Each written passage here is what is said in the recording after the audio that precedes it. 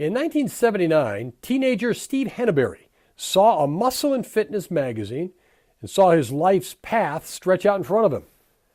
To pursue his dream of becoming a Mr. America, Henneberry knew he needed more than the physical training resources at Waterford High School. I remember taking upon myself in shop class, in our welding class, to start building our own equipment. Myself and a couple other guys, we started building our bench presses, our squat racks, our preacher curl benches, and in wood shop, we upholstered them. Want something?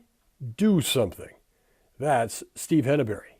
He did become a Mr. America and moved to California and got a stake in a gym out there, and then got an invite to audition for a TV show called American Gladiators. The first question they asked me, Tim, was, why do you think you should be on the show?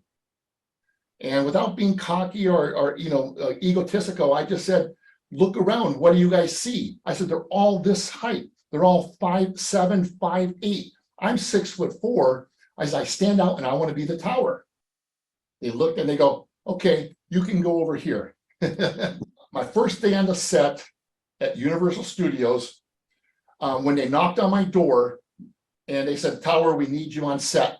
And I was like so excited. I put my jacket on, my warm-up jacket on, and I go running out and I run right into Arnold Schwarzenegger. So when I'm done, I go knocking on his door, and he lets me in. He goes, sit down.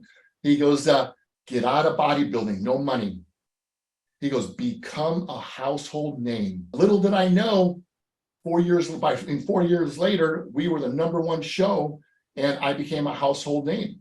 Tower was a mainstay on the show and the American Gladiators tour, from which he still has his tour jacket. The show was on the air from 1989 to 1996, and now Steve sells real estate in the Los Angeles area, differentiating himself in that crowded market with a Gladiators-themed listing presentation.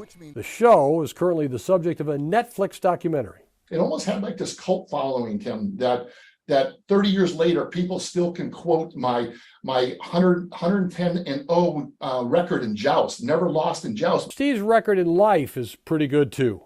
From tiny North Cape and working his family's pancake business at State Fair Park to stardom in LA, but still staying connected to his roots. My wife and I, we try to get back every year for a Badger game and a Packer game, get back for the Wisconsin deer hunt as often as I can, because quite frankly, that's who I am.